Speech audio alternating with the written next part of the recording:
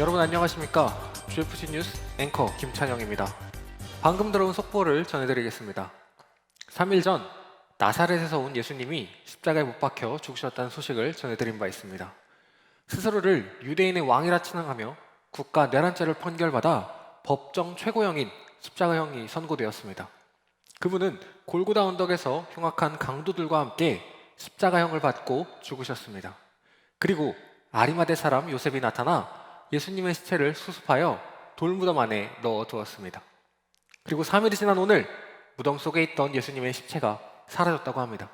자, 이 사건에 대하여 현장에 나가 있는 윤영준 리포터를 연결해 보겠습니다. 윤영준 리포터. 네, 현장에 나와 있는 윤영준 리포터입니다. 보시는 바와 같이 무거운 돌로 굳게 닫혀있던 무덤 문이 열려 있습니다. 사람의 힘으로 움직이기 힘든 이 돌을 누가 움직였을까요? 무덤의 문이 열리는 것을 목격한 사람이 있다고 합니다. 저는 대제사장들하고 바리새인들의 경비병인데요.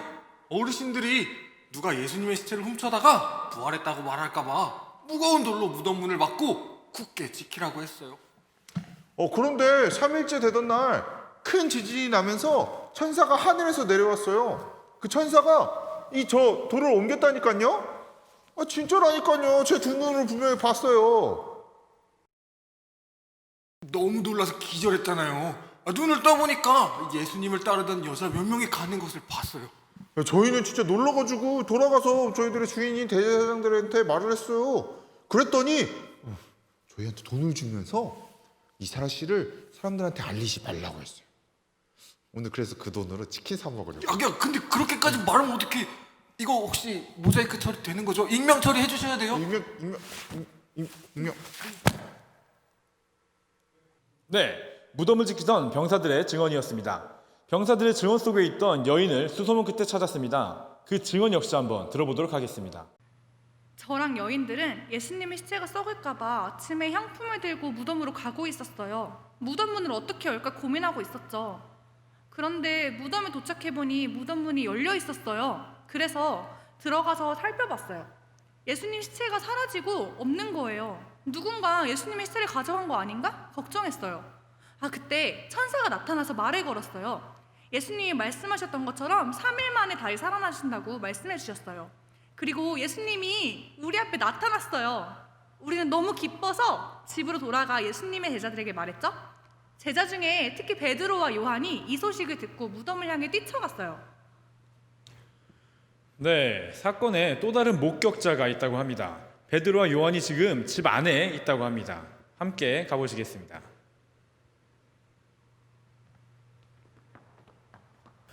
아니 우리는 아침에 제자들끼리 모여 있었죠. 왜냐하면 예수님께서 십자가에서 죽으셨는데 우리도 그렇게 될까봐 무서워서 그렇게 모여 있었는데 여인들이 예수님 무덤에 향품을 바르려고 무덤에 찾아갔어요.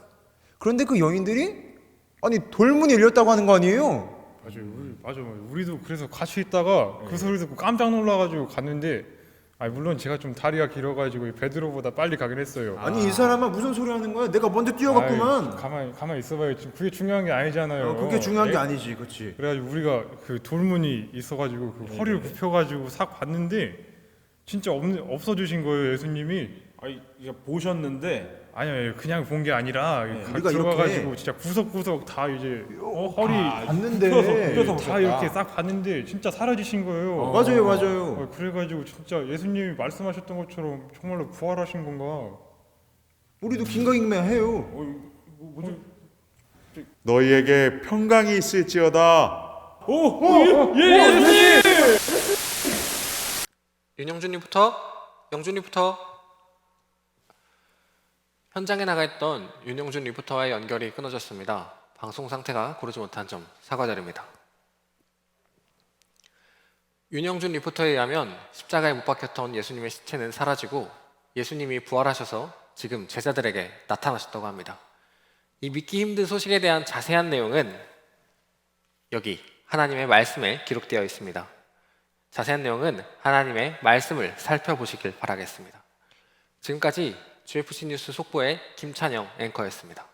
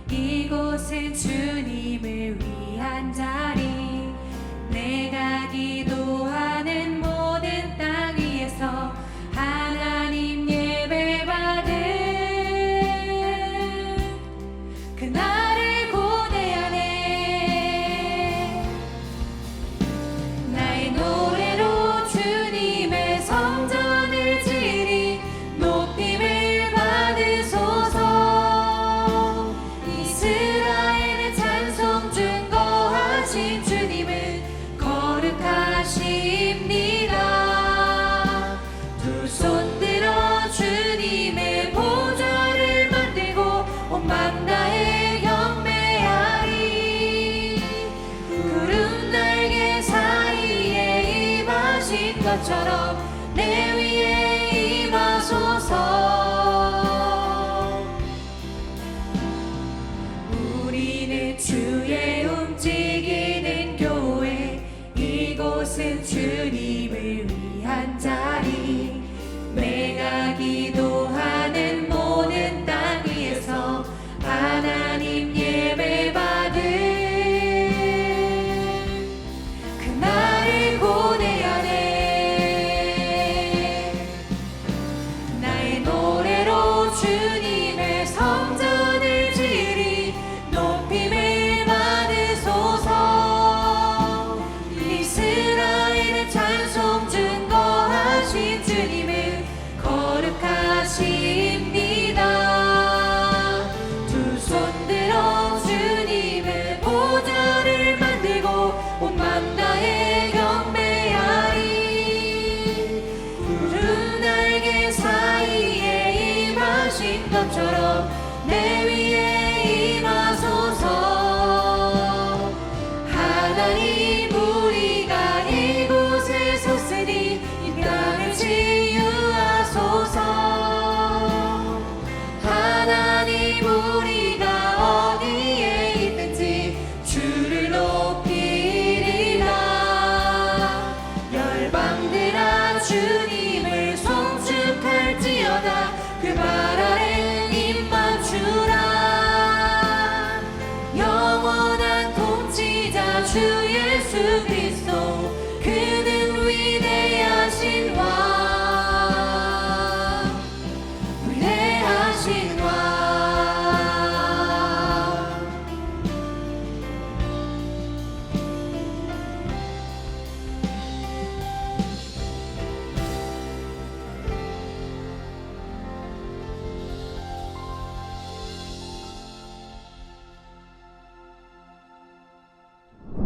오늘 우리에게 주시는 하나님 말씀, 야고보서 1장 25절. 그러나 사람을 자유케 하는 하나님의 완전한 법을 살피는 사람은 들은 것을 잊어버리지 않고 그 말씀대로 행하는 사람입니다. 이런 사람은 그 행하는 일에 복을 받을 것입니다. 아멘. 지구촌 수목교회 리빙 커뮤니티 여러분들 안녕하세요. 정지용 전도사님입니다. 여러분들 혹시 지난주 말씀 기억나나요?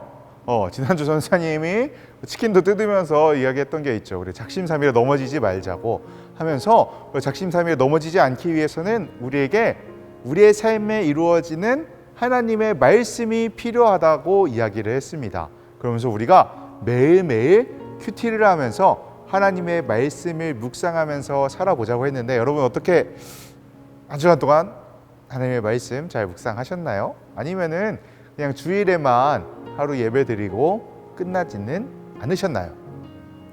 여러분들, 우리 말씀을 들었으면 그것을 잘 지켜나갈 때 그것이 진짜 우리의 삶에 실현되는 말씀이 되는 것입니다.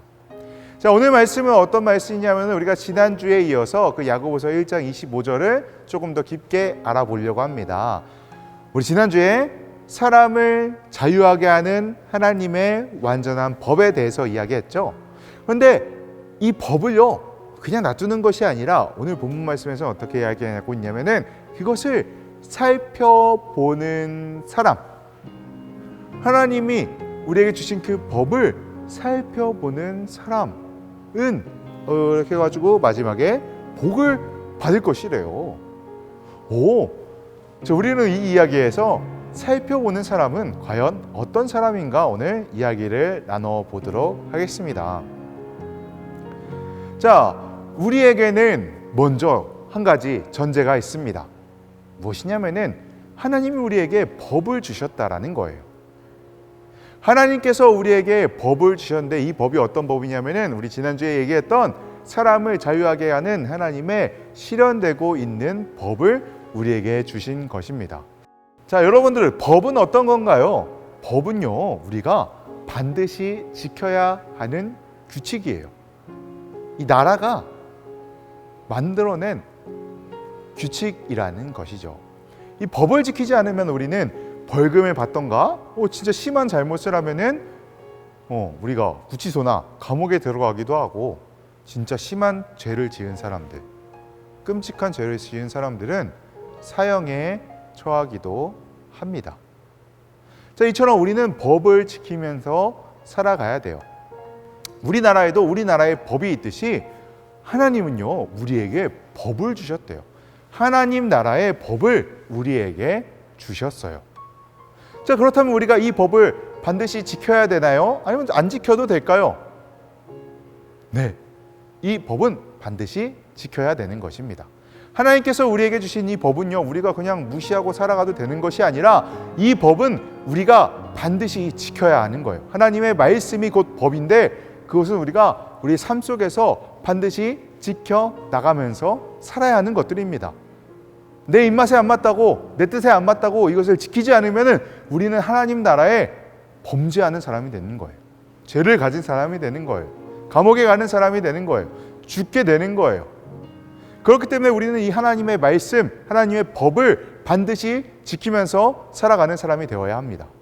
그런데 우리 여기서 중요한 것이 있습니다. 우리가 법을 지키기 위해서는 분명히 그 법을 알아야 한다는 것이죠.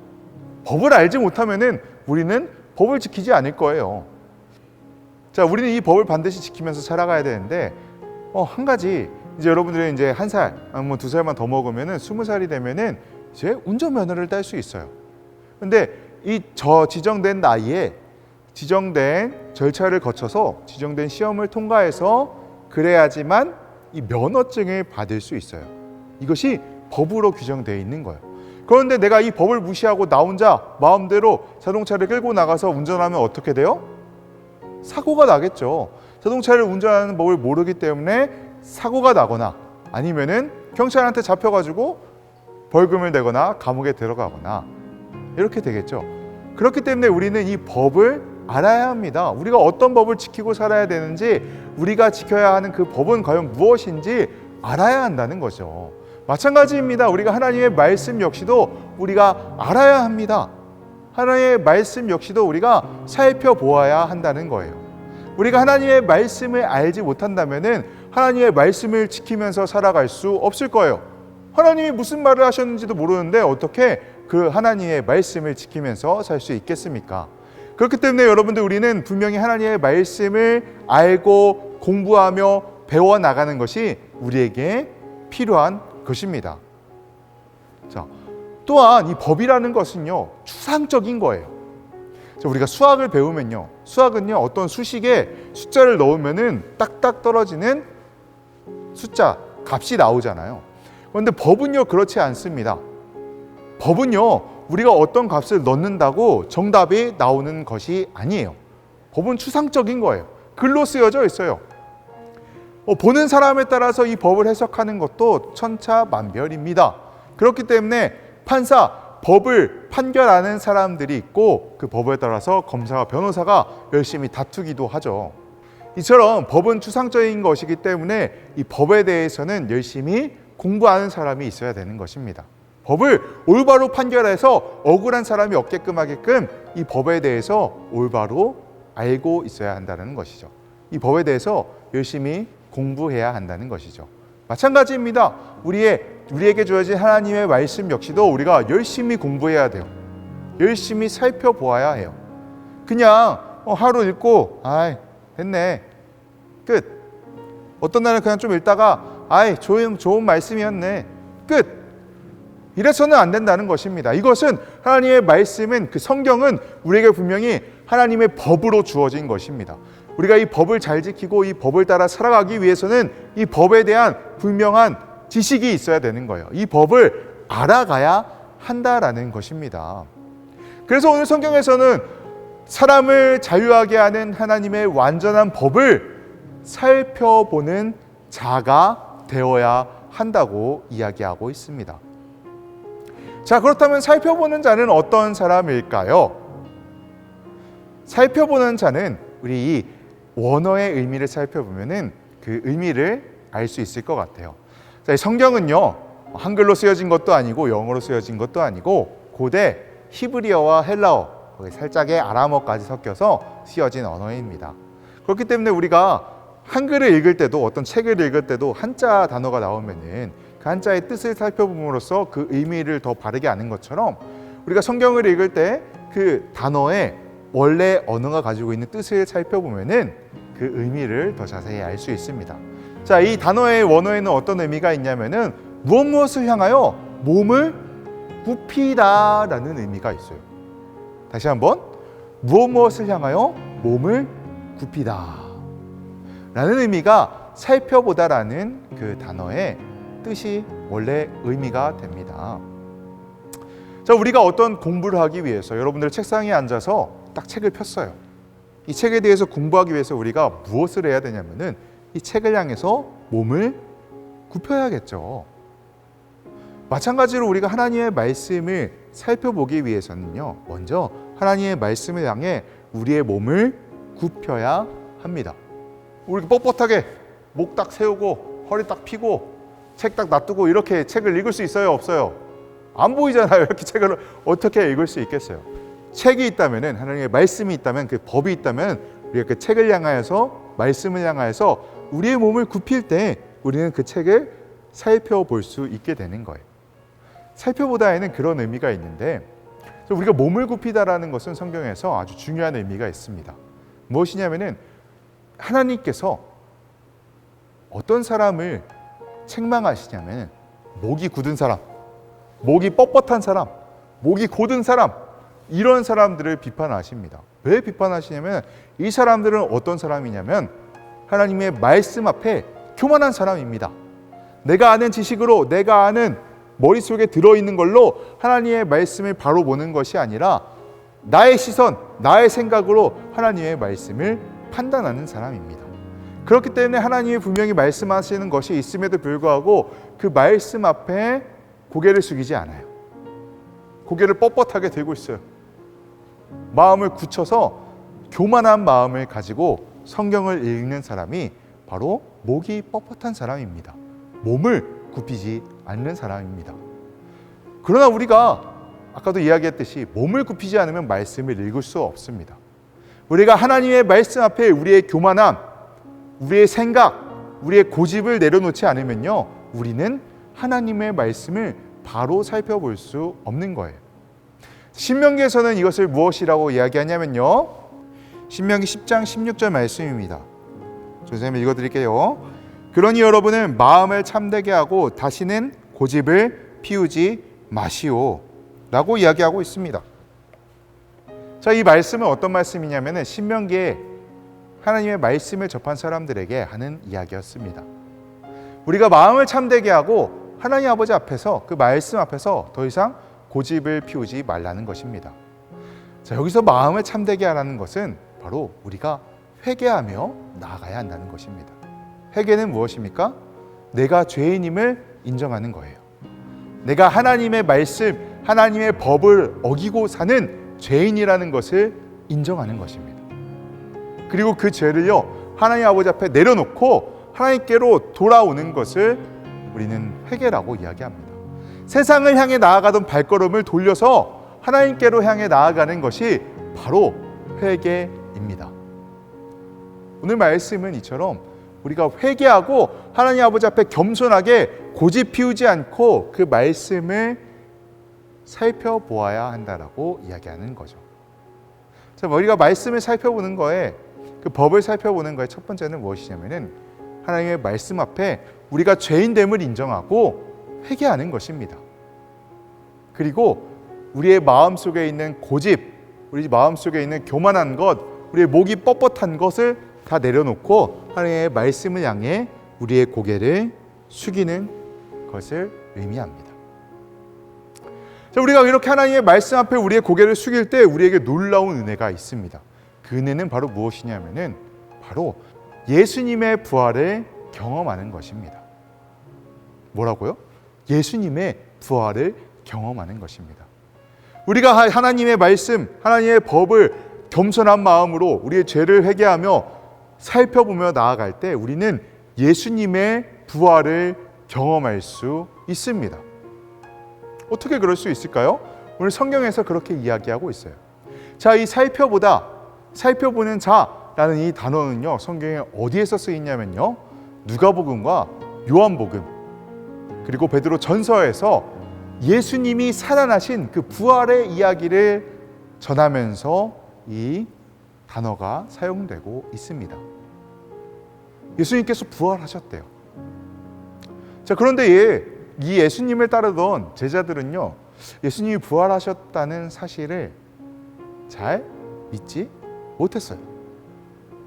자, 그때의 이야기로 돌아가면요, 자, 예수님을 따르던 수많은 사람들이 있었습니다. 제자들이 있었고요, 여인들이 있었고요, 그리고 어머니, 형제들, 수많은 사람들이 예수님을 따랐습니다.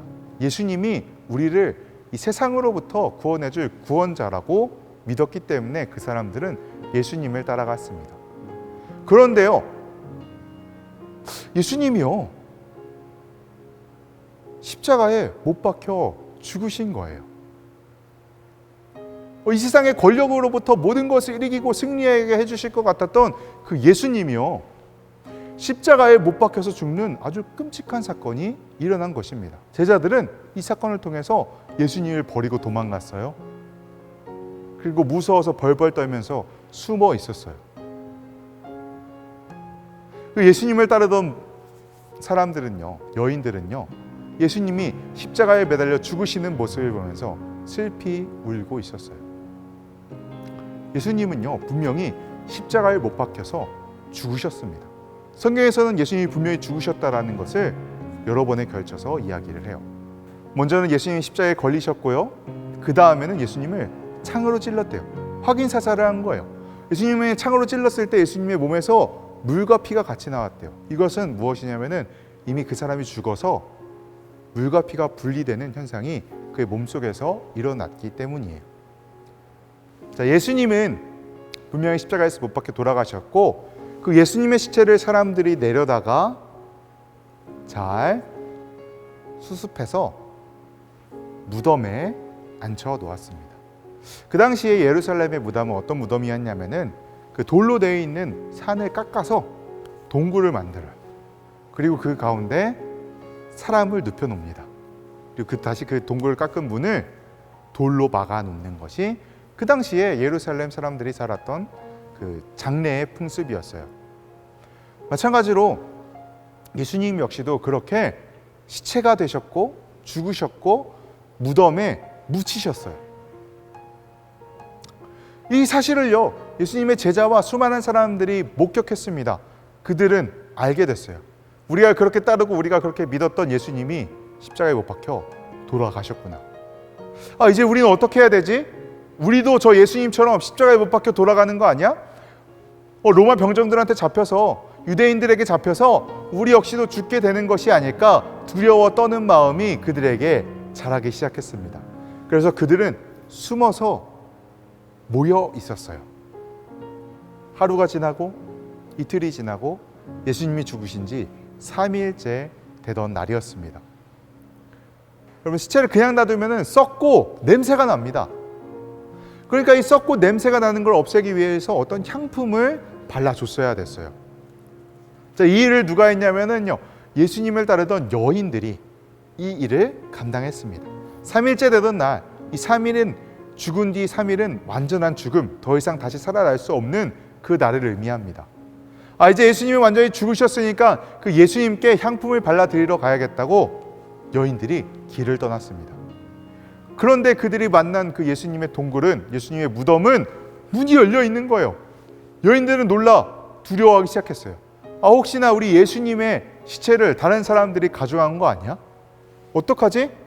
우리 예수님의 시체를 누군가 가져갔으면 우리는 어떻게 해야 될까? 그런 두려운 마음에 제자들에게 달려가 이야기를 했습니다. 예수님의 제자, 우리 예수님을 누구나도 사랑했던 요한과 베드로는 그 예수님의 무덤을 향해 열심히 달리기 시작했습니다.